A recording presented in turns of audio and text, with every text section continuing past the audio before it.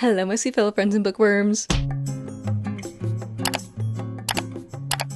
It is, in fact, dare I say, that time of year again. We're doing our mid-year check-ins. We are talking about all the books that we have read so far this year, all of our favorites. I, of course, like many others, am just shocked that it is already June. I feel like as I get older, the years just go by faster and faster. Ooh, and my allergies are rough. To be honest, I haven't had like the best reading year so far, especially when it comes to ratings. So far, I've read 42 books out of the 75 that is my 2025 goal. So numbers wise, I am on track. I'm doing pretty good. Very proud of that. But I've only had 4 5-star reads, 17 within the 4 to 4.75, but a majority of those were 4 stars. And my other 21 reads, so basically the entire other half of what I've read so far this year has been 3.75 or below, with a majority of those being like 3.5, 3.75, which now that I say that out loud, it doesn't seem that bad. But I just feel like only a handful of books that I've read so far this year have like actually stuck with me and actually like stood out to me, have stuck in my brain cells, given me that like ooey gooey reading feeling, you know? But I have been a lot better about knocking books off of my physical TBR, which we all know is over 100 books still. I did just count them and I think I only have like 111. I say only, like that's a small number. Oh, actually I lied. I just unhauled quite a few books too, so I think we might actually be under 100 now. I'll have to count again and double check. I do have my computer right here because I do have a list of all the books that I have read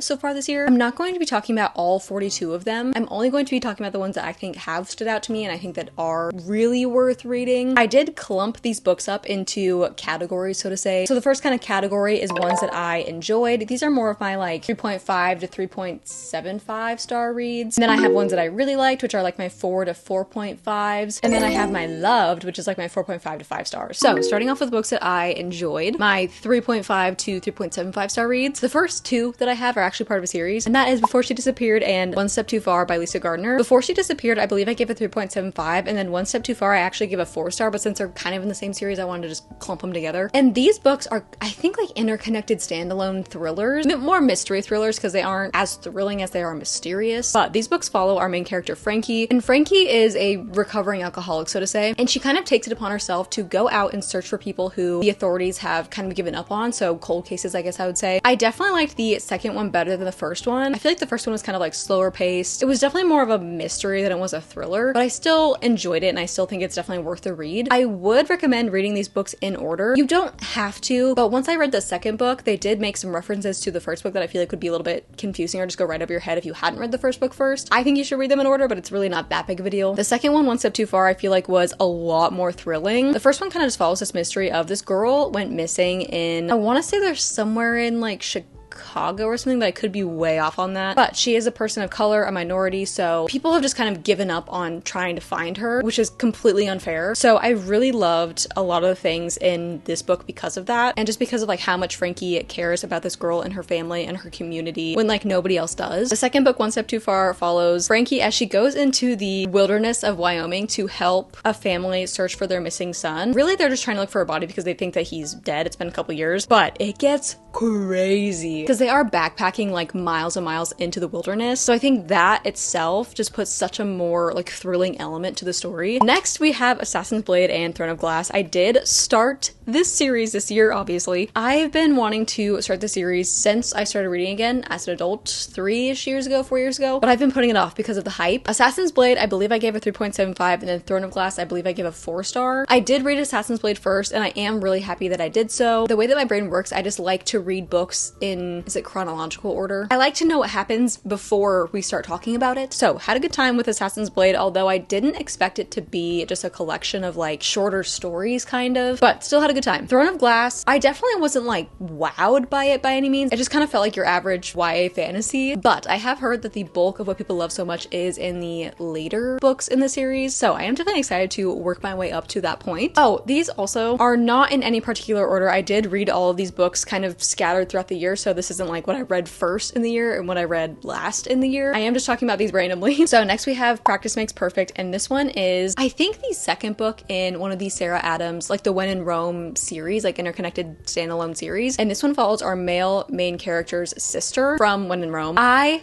absolutely loved Annie so much. I thought she was so cute. She was really the star of the show. The romance itself I thought was cute, but I honestly didn't love it that much. I loved the characters, but I don't know why it just did not live up to When in Rome. I feel like this book focused more on Annie and her growth and her development, and I actually really loved that. I did like the romance, it just wasn't my favorite. I think I gave this one a 3.75. Next we have Stay Awake, and I actually recently read this in my like 48-hour phoneless reading vlog. This one I was hooked the first like 60%, and then after that it kind of just started feeling a little bit repetitive. It started getting a little bit not predictable, so to say, but I feel like it was kind of dragging, and I definitely feel like this book could have been edited down. I want to say it's like 350 to 400 pages in that realm, and I definitely think it could have been way edited down. I don't think it needed to be that long. This one follows our main character who wakes up in the back of the taxi. She does not remember anything that's going on, but all over her hands she has written "Stay Awake," and when she goes to reach for her phone, she finds a bloody knife. Throughout the entire book we were trying to figure out like what the heck happened and how she's involved. This is the epitome of an unreliable narrator, so if that's not your jam, I don't know if this is going to be your jam. I usually don't like unreliable narrators, but I feel like the way that it's done in this book just worked better for me. I will say though, I was let down by the ending. I felt like it was kind of predictable and kind of like convenient. Next, I have This Book Kills. I also read this one in a recent vlog. I think it was actually my last video, my like cozy reading vlog. This one, I believe I ended up giving like a 3.75. I absolutely loved it in the beginning. I thought that this was going to be like a 4.5, 5-star read, but as it went on, I just felt like I was kind of slowly losing interest. I also feel like this book is way too long. I think that any mystery thriller that's over 320 or so, 330 pages is just way too long. I don't think mystery thrillers need to be longer than that. That is also just a personal preference. This book follows a girl who is in this very like prestigious school full of like very rich and privileged kids, and she is more of a minority. She is there on scholarship, so that already sets her apart from all of her peers. She ends up writing a short story for one of her classes, and it is a murder mystery short story, but then an actual crime happens at her school exactly the way that she wrote in her short story. So throughout this book we were trying to figure out like what is her connection to this crime, why is the suspect taking inspiration from her story, like what the heck is happening. I really enjoyed this book because it has a lot of the things that I usually love in books. It has a fun like academia aspect, it has a little bit of like a secret society thing going on, we've got some like unlikely alliances. It's just fun. I just had a really good time with it. But then yeah, towards the ending definitely let me down quite a bit, although it wasn't like horrible. It just was kind of predictable and it wasn't like as interesting as I thought it was going to be. Overall, still really liked it, still would recommend. Next we have The Tenant, the new release by Freida McFadden. I was very excited for this read, as I usually am with all of Freida McFadden's releases, but for some reason the last couple books that I read by Freida McFadden have not been my favorite, although this one was better than the last couple ones that I had read. So this one follows kind of like 2 to 3 characters, but mostly we are in 1 or 2 perspectives. This couple is having some financial problems because he just got fired from his job, so they decide to take on a tenant to kind of help with the bills, but then things start going really weird around the apartment. Like it feels like she is out to get him, this new tenant, and she's like trying to ruin his life. I can't really say anything else without spoiling things, but things just get really weird really fast. I was hooked throughout this book, honestly. I was flying through this. I did read this on the plane to Kauai. I just came back from Hawaii, so I did read this very, very recently. I believe I rated it 3.75 or a 4-star. I think the reason I didn't rate it higher though is because I felt like it was just kind of dragging. It's another one of those thrillers that I think is over like 340 pages or so, and so I just feel like it was too long. I feel like it definitely could have been edited down, but overall had a great time. I feel like Freida McFadden thrillers are just like potato chip books for me. They're ones that I finish very quickly and very easily. They usually get me out of a slump, so that was a good time. The next one that I have is Heist Royale, and this is actually the second book to The Thieves Gambit. Like, I think it's a duology. I don't know if there's going to be another book after this. In this book series, we are following this girl. She's in like a heist, like a very, very famous heist family, and in the first book, her mother gets kidnapped, and in order to win her back, she has to win this like heist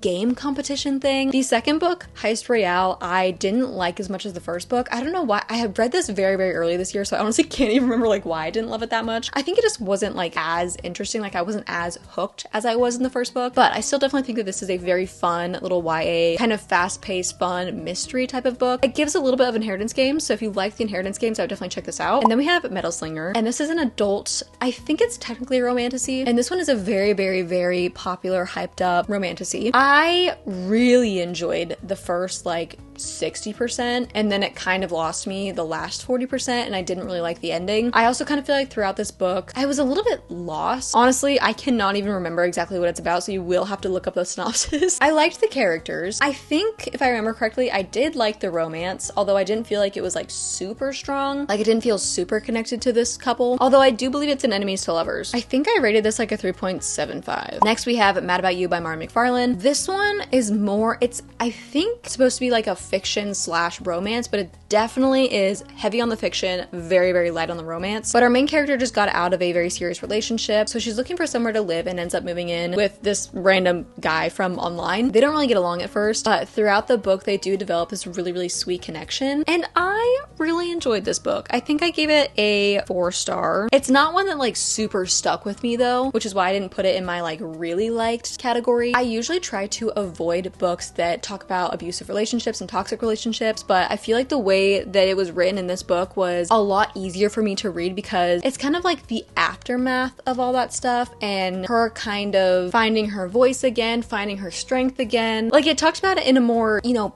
positive way while also bringing awareness to like what that situation kind of looks like for people. So I thought it was really well done and I really enjoyed it. So now we are moving into our next category, which is books that I really, really enjoyed but didn't quite love. So the first two that we have are actually part of a series, and that is The Gilded Cage and The Blood Trader. This is part of the Prison Healer trilogy, and actually The Gilded Cage I really liked, but The Blood Trader I absolutely loved and I give it a 5-star, but since they are part of the same series, I wanted to talk about them at the same time. Prison Healer series is about our main character who is in this prison that's technically called like the death prison because you really don't live very long in that prison. In this world, there is a little bit of magic. There is like elemental magic, but usually only the royal bloodline has that magic. There are like anomalies here and there. There's also this whole like rebel group that is causing some chaos outside the prison. So in the first book, the rebel queen is brought into the prison nearly dead, and Kiva, our main character who is the prison's healer, gets a note from her family on the outside saying to keep the rebel queen alive and that they are coming to like retrieve Kiva. But in order to kind of keep her alive, Kiva volunteers herself in the queen's place to do these things called, I want to say it's the Trials of Ordeal, but that could be from a different book. I think that's right. But they're basically just these trials where you are most likely going to die. It's crazy. It's fun. The whole series is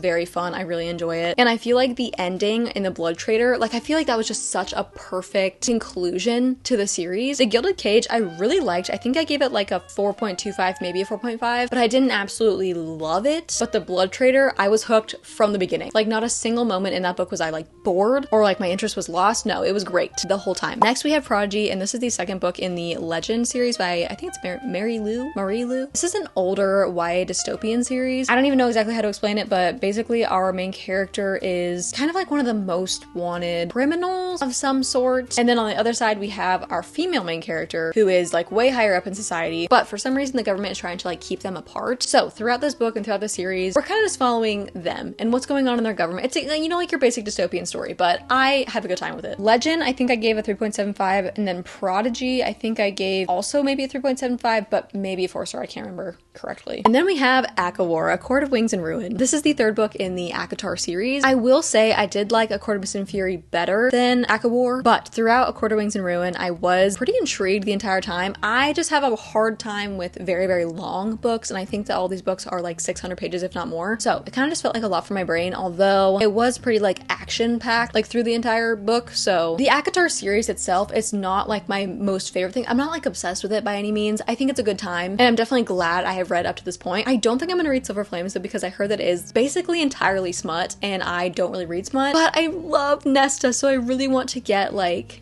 her point of view. So I don't know. We'll see what happens there. A Court of Wings and Ruin, though, I believe I gave like a 4.5 star. Next, we have Tress of the Emerald Sea, and this is an adult. I think it's kind of like sci-fi fantasy-ish. No, maybe it is just fantasy. But this is by Brandon Sanderson. This one was such a cute read, such a cute and wholesome read. Very cozy, for sure. Which if you know me, you know I love my cozy fantasy. This one follows our main character, Tress, and Tress is in love with this boy, right? But this boy ends up having to sail away on this green, deadly sea, which is entirely of like deadly spores. Something happens and she goes on a mission to try and find him. I loved the characters in this book. I loved the world. I wasn't like obsessed with this story, but I did have a really good time. I also really love pirate books, and this is like a piratey kind of read. So I feel like all the vibes were there, and I just had a really good time with it. I think I rated this a 4 or a 4.25. Next, we have Six of Crows. Yes, I finally read this book. It's only taken me a couple years. It's been on my shelf for very long.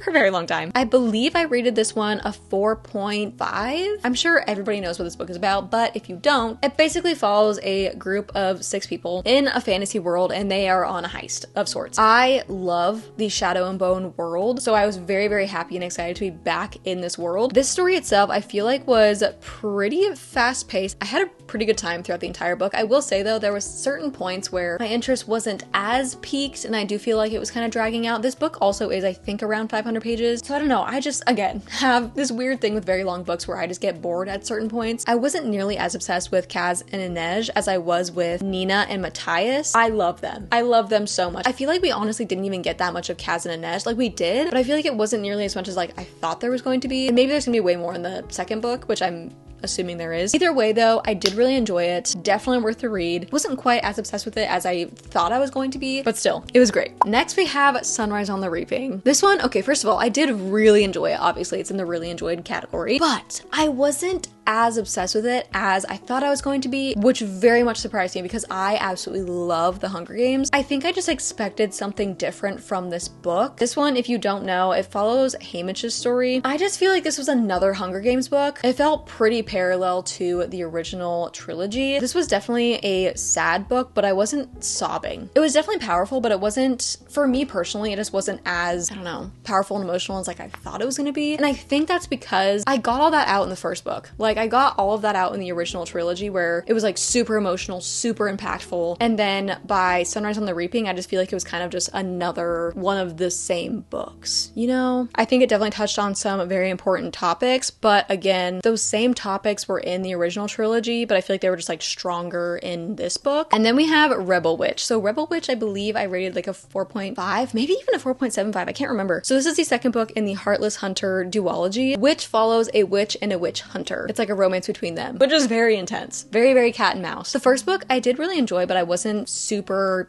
gripped, super intrigued. I had a good time with it for sure, but wasn't obsessed. The second book, though, I feel like was just done so much better. And there was definitely like so much more tension because of like what had already happened in the first book. And I feel like it had just such a beautiful and good conclusion to the duology. The ending was great. Next, we have Vengeance of the Pirate Queen. This one I also recently read in my 48-hour little reading vlog thing. This one is like technically the third book in the Daughter of the Pirate Queen duology series, so to say. The first one is Daughter of the Pirate King, and the second one is Daughter of the Siren Queen. And in those two books, we are following our main character Alosa. And then in this third book, Vengeance of the Pirate Queen, we are following her assassin, Sorinda. Again, I love a good pirate book. I feel like the vibes of pirate books are just so fun and summery. I have a great time with those. And this one also follows a little romance between two characters that we saw in the original duology that I was just like itching to get more of them, so I'm glad that we did in this book. It was fun, it was fast-paced, I had a great time. And then lastly, in the really liked category, we have Jurassic Park. This was my first time at reading this book. I am a huge Jurassic Park fan. I love Jurassic Park. All the movies, the vibes. I have been to Universal Studios in California and Orlando, and the Jurassic World was just my favorite thing.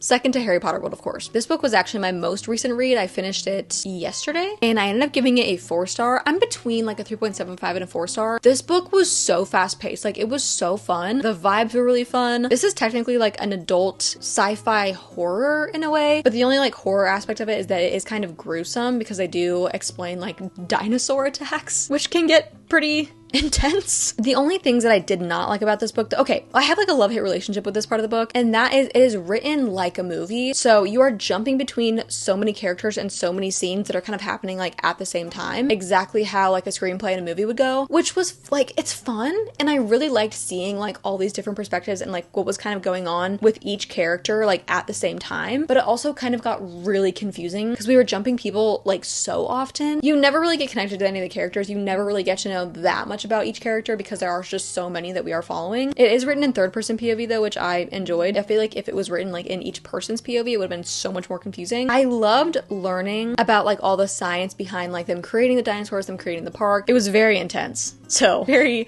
very quick read. I think it's definitely worth the read, but if you don't like books that are kind of written as movies or that jump between characters a lot, I don't know if you would like this book, but I usually don't like that stuff and I really enjoyed it, so take that with a grain of salt. And then lastly, we have my loved category. These are all my like 4.5 5-star reads. Again, like I said, I only had 4 5-star reads this year, so I will only be talking about 5 books in this category. The first one being No Place Left to Hide. This is Megan Lally's newest YA mystery thriller release. I believe this came out in like February. I was so surprised to look at Goodreads and see that this only has like a 3.6, 3.7 star rating because I loved it. I ate it up. This one and That's Not My Name, both of Megan Lally's, Lally or Lily, I don't know how to say her last name, but both of her YA mystery thrillers I have eaten up. They are just so fast paced and I feel like her reveals are just so well done. I also just love YA mystery thrillers. I feel like they are like another potato chip book for me where I just blow through them so fast. They're the books that get me out of reading slumps. So this one follows our main character Brooke, and Brooke is one of those people who works hard for everything. She tries to get the best grades, the best looks, especially after the incident that happened, I believe either the year before or a couple years ago. Her and her friends end up going to a little party, but when they are leaving, someone is like intensely following them. They're in kind of a very secluded area where they don't have any service, so they're just trying to get home alive. Honestly, I just looked it up and this book only has a 3.5 star, and that's just one of my unpopular opinions where I just loved this book. Like I said before, they're just so fast paced and I just have a great time with them. Oh, and I did rate that one 5 stars. The next 5-star read that we have is The Do-Over by Lynn Painter. This one follows our main character who is basically living the same Valentine's Day over and over again, except for this Valentine's Day sucked for her. So many bad things happened on that day, but the highlight is that each day she runs into this boy, which at first she actually doesn't really like that much, but throughout the story, I don't know, it just gets so cute. I love Lynn Painter's YA romances because they just feel like a young, giddy high school girl in love. They're just the cutest little reads. I love the characters so much. This and Better Than the Movies are 2 of my top favorite like YA romances I've ever read. Next we have Part of Your World by Abby Jimenez. This one I also, actually, I don't think I gave this one 5 stars. I think I gave this one like a 4.75. This one follows 2 characters who are like polar opposites. They live in very different worlds. He is like mayor of the small town, but he wears many hats. He does a lot of different things. So sweet, golden retriever man. And she comes from this very famous surgeon family. So very wealthy, very highly educated, lots and lots of pressure to continue that family name. Her family has extremely high standards, quite unrealistic standards if I'm being honest. She obviously ends up falling in love with this small town guy who is also, I believe, 10 years younger than her, so is age gap, but she doesn't see how it could work because they do just come from completely different lifestyles, I guess I would say. This book was just so cute. I loved our characters. I definitely loved him way more than I liked her, but I did still really like them together. And I did love how she was kind of starting to like live for herself instead of just doing what everybody else expected her to do. Although I will say this book kind of gave me the ick in a way where she kind of puts like an expiration date on things, and I just don't like books like that, especially romances where it's like, oh, well, we can only see each other for like this amount of time and then we're done. Like I think that's pointless and it really irritates me. So that was something I didn't love in this book, but it all worked out and I had a really good time with it. The next one that I have is one of my most recent 5-star reads that I absolutely love, and that is A Fellowship of Bakers and Magic. This one, it's the most like low stakes, high stakes, cozy fantasy book you will ever read. It follows our main character who is human and she lives in a magical world that is full of elves and orcs and different like magical creatures. She's this really amazing baker, and there is this really big baking competition that happens in a few towns over, I believe, and she actually gets an invitation to compete in it, but in this world people who don't have magic are kind of looked down on, so she doesn't know if she can do this, but she wants to prove to herself and the world around her that she is just as good as everybody else who has magic. The found family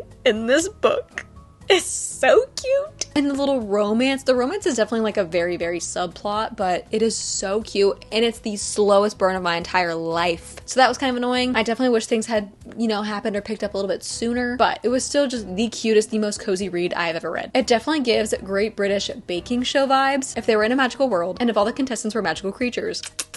So good. And I was just craving pastries and little desserts after reading that. The last book that I have to talk about is The Geographer's Map to Romance. This one, I believe I gave a 4.5 5 stars. This one is the second book to the Ornithologist Field Guide to Love, kind of interconnected standalone series of sorts. And these are both magical-esque romances. In the first book, we are following 2 ornithologists who are rivals, academic rivals, but they're kind of plotted to work together to get Birder of the Year in this birding competition. And in the second book, The Geographer's Map to Romance, we are following 2 geographers who are technically legally married. They did have like a marriage of convenience, I believe the year prior, but the marriage ended up being inconvenient, so they're kind of just like estranged from each other. And they're not like rivals, but kind of in a way they are. So this definitely is a second chance romance. They have to work together to, I believe, like figure out the mystery of what is happening magically in a certain part of the land. There's like magical storms happening and there's a lot of like chaos magically happening. So they're trying to figure out kind of like what's going on there. This is also set in the, I believe, like 1800s, maybe early 90s. I can't remember exactly when it was set in, but it has those like kind of Victorian era vibes. And I just feel like the banter in the language in that time is just so much more fun to read about. I absolutely loved our characters. The romance was so fun. I will say with this book, the ending, like things just got a little bit too much, too magical, there was like too much going on, but it was still such a fun time. And I feel like I just have such a great time with these books. That is all that we have for today's video. Comment down below some of your favorite reads of the year so far so that I have some to add to my ever-growing TBR. And I'm also very curious if you guys agree or disagree with any of the books that I mentioned. Let me know what you think down below. I love you guys so much, and I will see you in my next video. Mwah!